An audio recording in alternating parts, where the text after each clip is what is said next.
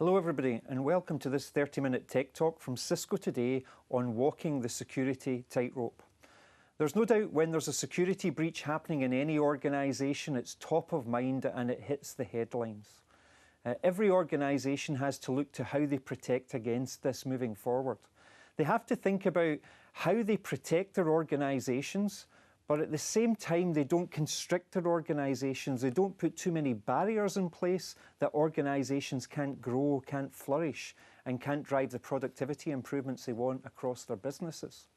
So there really is a tightrope, there really is a fine line for all of our customers today in terms of looking at the way that they operate, making sure that they're secure, but at the same time making sure that they're still open for business.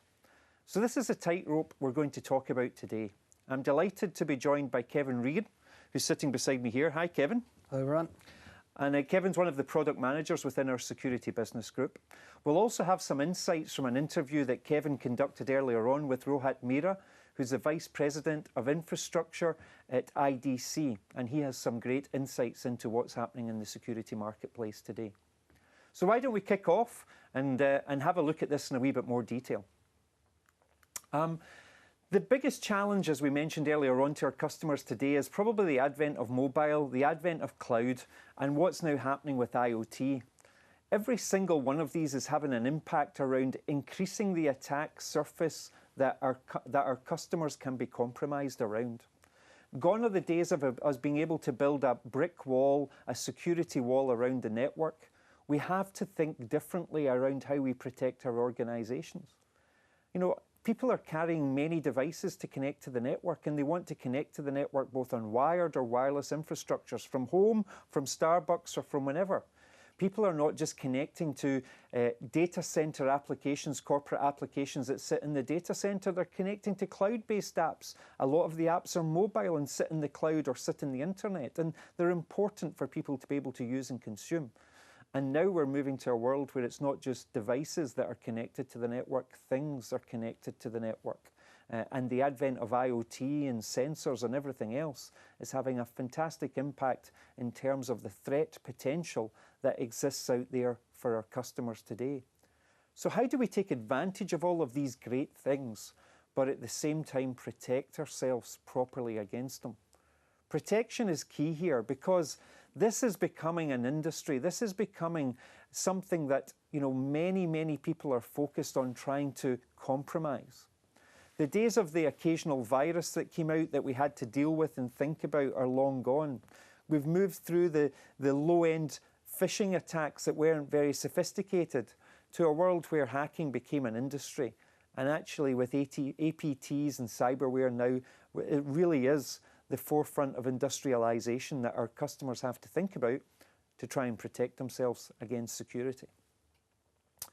One of the biggest vertical areas of risk at the moment we see is the retail industry. The retail industry has been hit hard, and it's been hit especially around point of sale attacks, POS attacks out there in the market space. Here's some data for you from 2013 in terms of POS attacks. 420 attacks. And over 30% of those attacks confirmed data losses from their businesses. Now that has a massive impact both on the brand of that organisation, but it also has a massive impact on the trust their customers have of them. We have to be able to protect against that. The challenge is as well that these attacks can happen very, very quickly. But at the same time, organisations might not be able to remediate against them as quickly as they would like. So this is a significant challenge that we need to try and protect ourselves against moving forward. Drilling down on these breaches and what's happening in this market space is, this data is stolen within seconds, minutes and hours.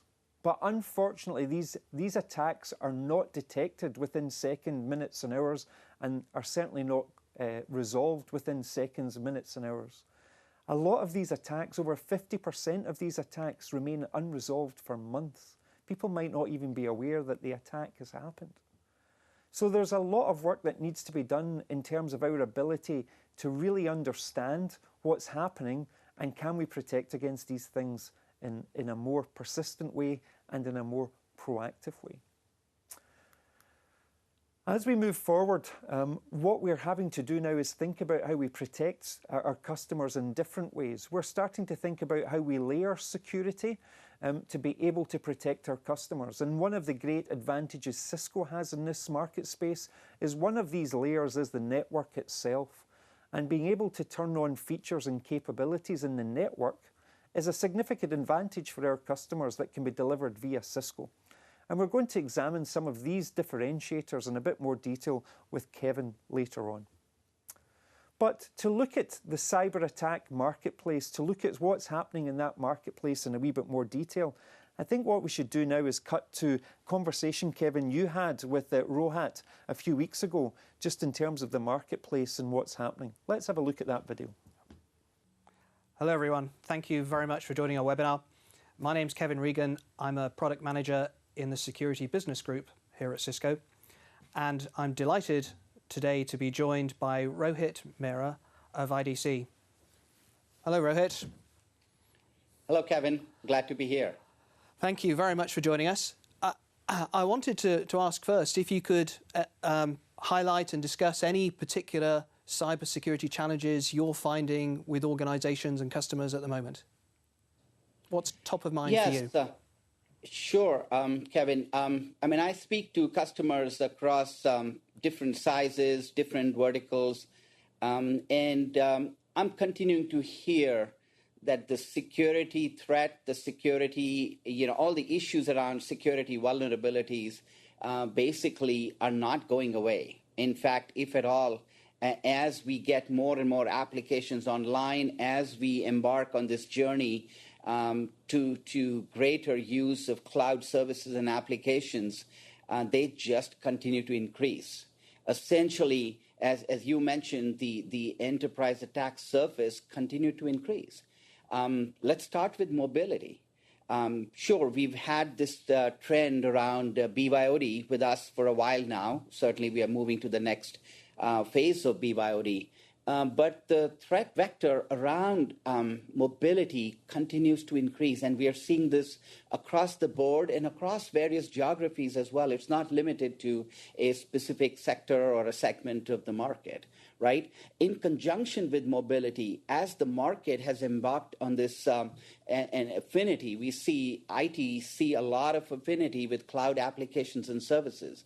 And as they get rolled out across the enterprise, that presents an opportunity for the bad guys as well to really use their skills to penetrate organizations, to penetrate IT systems, and obviously do what bad guys do, in terms of trying to exploit whatever they can get hold of within large and mid-sized organizations too as well, right? The third trend that I do want to highlight is also around IoT. Now, this Internet of Things phenomena, it's not new. It's not that this came up this year. We've had this kind of budding and growing over the years, but it has really reached and got that momentum right around us. And I do think that in conjunction with mobility and cloud, IoT by itself presents a great opportunity for business, for enterprise, to leverage it and really harness the resources that IoT presents to really better and improve various applications that they may want to deploy. But I think it also presents an opportunity for hackers and other folks who really want to exploit these vulnerabilities in these systems and applications. So I think all combined, these are issues that IT needs to be aware of and needs to continue not just monitor, but also look at active ways on how they can actually prevent these vulnerabilities being exploited. Does that make sense from your perspective based on what you are seeing, Kevin? It certainly does, Rohit. Thank you. So with the attack surface for organizations increasing, with much of that being for sound business reasons and trends, could you comment on the business impact of the threats from that increased attack surface? Oh, absolutely. In fact, recent media and news events have clearly proven to us, for those skeptics who really thought that the industry had moved beyond security and had really put hackers and the bad guys in the background, well, they got a reality check over the last few years, and more recently with a lot of very large corporations announcing that they had been penetrated. And in fact, I would think in many cases we don't even know the exact the amount of damage and the exact amount of data and information that was lost as part of these hacks. Examples that I can give you where businesses have been impacted as a result of cybercrime and these threats. Take the retail. I think retail provides some of the best examples. In North America, the exploits against Target, exploits against Home Depot, both large organizations by any means, by any standards, are glaring examples of what security issues can really bring to any business and really impact their business applications, right? Which are mission critical in many cases. And it's not limited to retail, Kevin. Other examples that I can give you, I mean, look at big banks. Financial services are the life and blood of any society and any, from a business standpoint, right? And if big banks have been exploited and have been shown to be vulnerable in many cases, it's clear for us that security issues and the threat landscape continues to be an issue for any and all, especially for those folks who are within IT. And that brings an important point, that it's not about just the perimeter or the other point solutions from a security perspective as well. I think one has to look at security more holistically, given how we have found the impact on business to be very, very significant. Thank you, Rohit. I wonder if you could comment in experiences in terms of some of those organizations that are being impacted and what you're finding in terms of their technical readiness and their ability to detect and take action in a timely manner. Sure. We found enterprise IT organizations to be ready in varying stages of preparedness. Some are really, almost to the extent of having bulletproof kind of solutions deployed and ready, and they are monitoring, their networks and their infrastructures 24/7. And others are in the process. Obviously, there's a different state of awareness around the security threat, and they are well on their way to making those improvements so as to really get their infrastructure, their applications, and their software to be rock solid and move into this the next phase of IT. So from that perspective, I would say the network also does present an opportunity in conjunction with various security solutions that you yourself are very familiar with from a Cisco standpoint. But if you bring the network and security together, I think there are opportunities to look at not just from a basic authentication and a user policy standpoint, but to be able to look at network traffic per se in general, right? And look at some of those traffic parameters to be able to pinpoint anomalies and detect those anomalies and then provide appropriate either remedies or at least alerts to show the IT manager or the security professionals involved that, yes, we have a problem within the broader enterprise, whether it's the network or some of the other applications and databases. Excellent. Rohit, thank you very much for the advice and guidance that helps enormously. We're very grateful. Oh, thank you so much, Kevin. Glad to be here. Welcome back, everybody. So some really interesting insights from Rohit there in terms of, the cyber marketplace and how it's evolving, and actually how all of our customers need to think more holistically about that strategy. So if they're going to think more holistically about that strategy, I think, Kevin, we need to spend some time thinking about what that means for the network. So in the benefit of hindsight, what is it we can do in the network for our customers today that allows them to create a more holistic strategy to protect themselves better? Thank you, Gordon. So if we expand on the threat-centric security model that you introduced there, if we break it down into three primary functions to relate to the before, the during, and the after that we described. First of all, what we can do is invoke some sensor functions in the network, utilizing NetFlow to give a wealth of information. And this is intended to reduce the amount of time or reduce the effort required for an organization to identify abnormal activities, attacks, policy violations, some of the things that Rohit was describing as taking an extremely long time. So firstly, we can invoke NetFlow functions, and then we can start to identify abnormal traffic based on intelligence that understands and baselines what is normal steady state activity. And then we can identify abnormal flows, things that could be malware, flows that could be exfiltrating data from a customer's network. Okay. Now there are other benefits, application usage information, and picking up lots of other sort of policy violations that we get because it gives very, very complete visibility. And it also means that organizations have some pretty effective ways of identifying a rogue device, somebody inserting a rogue access point somewhere. These things are very easy to pick up from NetFlow.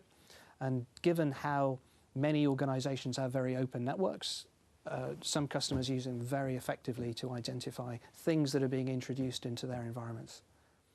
And if I expanded on this a little bit more, using the network to enforce functions, what this really means is, based on what we've learned from NetFlow and the visibility that it provides, we can start to segment networks so that we kind of reducing the attack surface, right, reducing the amount of the network that is accessible to some of these threats. And although segmentation is not a new concept at all, as Rohit was describing, the attack surface for many organizations is increasing greatly because of mobility, because of cloud functions. So us being able to make more effective use of segmentation is something that features very heavily in government guidance these days. So the US CERT, the Australian Department of Defence, they've produced lots of recommendations on how organizations should use segmentation to stop malware propagation, really. And there's some very interesting things that we've learnt from data breach reports, notably an annual one that's published by Verizon Business, that introduces the concept of lateral movement. This is how threats propagate and are propagated within a network. So being able to segment effectively is something that really can help enormously in stopping propagation of those threats and containing attacks. And segmentation then traditionally easy to do or difficult to do? So traditionally, segmentation has been quite challenging to manage at scale. The elements are not rocket science at all, but in terms of very effective use and retrofitting segmentation to some existing environments can be challenging. Now, what we really focus on is actually doing this through logical groupings, and that's the area I'm most focused on. So if we are fingerprinting, if we're undertaking network analysis so that we understand some of the assets that are connected to a network and we understand user roles, we check the access rights that somebody should have, we can start to do segmentation based on roles as opposed to traditionally, how something is connected to the network. Okay. So segmentation has been generally done on VLANs. Firewall access rules are generally written in very, very long lists of IP addresses. And where we start to use logical groupings to define the policies, that really means these are much simpler to manage and much more effective. So that's really how we make segmentation easy. So based on my role then, no matter how many different devices I have and how those devices are connected to the network, are you saying you can deploy the same policy across that environment based on my role, even although I have many, many different devices? As long as we're authenticating you, as long as we're identifying you, whether you're working on a laptop, whether you're working on a wireless device, we may be invoking differences because a personal device might not exactly comply with the enterprise policy, but as long as it's compliant, we'll give it the appropriate role. So we can take into account your user access rights, and we can also vary the access based on the device you're using if some things are not complying with, like the mobile device management policy that's invoked. But the principle is that however you connect, whether it's through a wired network connection, whether you're connecting wirelessly or whether you're at home and you're VPN'd in, we'll give the same access consistently across those different network types. So there's a variety of ways in which we're kind of simplifying the security policy admin by doing that and not needing to invoke different security functions based on the network you're connected to. Sounds good. So we're offering flexibility at the end of the day, but at the same time, we're putting good policy measures in place to protect the company. We are. And how we're really doing that is with TrustSec. Okay. So this is really being able to take those groupings and define segmentation schemes centrally that are actually pulled by network devices. So this is really how it becomes easy to approach segmentation and how it becomes easy to add additional access control functions or invoke new segmentation schemes later. Because it's not hard to create new groups, and the segmentation controls are automatically downloaded. So that's really why we call it software-defined segmentation. We're getting away from having to do device-specific access controls and security policies. So this really means that we can accelerate a lot of the security operations because we're able to work at a group level. So group-based policies are far more easy to understand and should be much simpler to manage than things like policies based on IP addresses and VLANs. Okay, I like this thought process then. So we're improving the flexibility for the business because we're making it easier to get access, but to get access securely.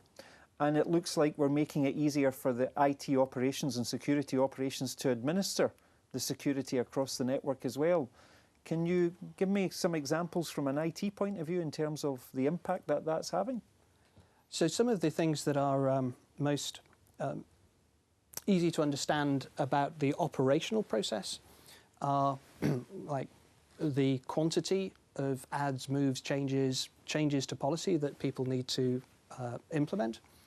So one of the first things that comes out of applying some of this technology is that if we're using group-based policies, you can see visibly the size of the firewall rule table shrink because we're not having to manage individual elements in it. And that means when something moves, we should not need to go change the security policy. As long as we've put it in the right policy group, it doesn't really matter where you are, your access rights, your policy will flow with you. So that kind of means that there's an awful lot of things we reduce the amount of time it takes to provision. So if there's a new server, a new application being spun up, if we've already got the policy in place for that sort of group structure, we don't need to go provision anything to do with the new IP address, the new VLAN. It should just be automated, inherited. So we should be helping organizations that traditionally have had 20 or 30 people, mostly managing firewall rules, because group-based policy means they can get on with other proactive security analysis and work, and they shouldn't be spending as much time in the adds, moves, change sort of category. But it also means that new applications are introduced much more quickly, which is quite easy to recognize, and we don't necessarily need to spend so long doing change control and other functions because we've already got the group structures in place. So IT and security departments therefore can move resources to protect the organisation more as opposed to strategically protect the organisation more as opposed to just do operational things. Exactly. And at the same time because of this new role-based and group-based capability, we can roll applications out more quickly, therefore becoming more agile and supporting the needs of the business better. Very much.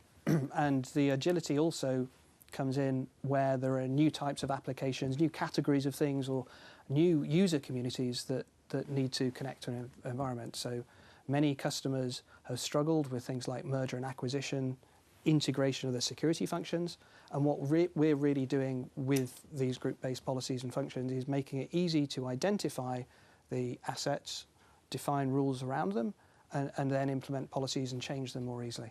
Okay. So what that should mean, using some of the network-based mitigation techniques, so using the network functions to enforce policy, should mean much faster time, quicker ability to remediate threats. We should identify them more quickly, but we can also have the tools in place to really automate a lot of the operational processes that would be in response to a new event or a new threat.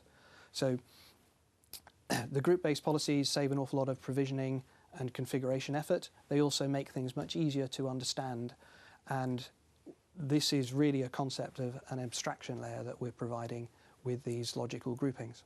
All of this sounds really great, and there's probably customers out there thinking, I need to change fundamentally the way that we operate security operations today. We need to think much more about group-based and policy-based security. So what would you therefore be saying to customers now who have networks running traditionally, let's just say, what would you say are the things they need to consider or start to do now so that they can think about holistically how they can start to use the network more effectively as part of their protection? So I think the first step is always visibility. So enabling NetFlow, which means that customers can start to understand baseline what they have, focus on what is abnormal, and identify things more quickly. That also allows them to really profile what's important to them. So the key data flows going to assets that they need to protect, they can understand, and that allows them to define segmentation policies very easily, or more easily, more effectively, because they're putting them in terms of their business assets and roles, and that allows us to enable segmentation as a third step. Okay. So doing that with TrustSec means that people can contain attack, reduce the attack surface quite easily, and when things change in terms of new business requirements, new groups, we've got an easy way of changing the access control and the segmentation rules.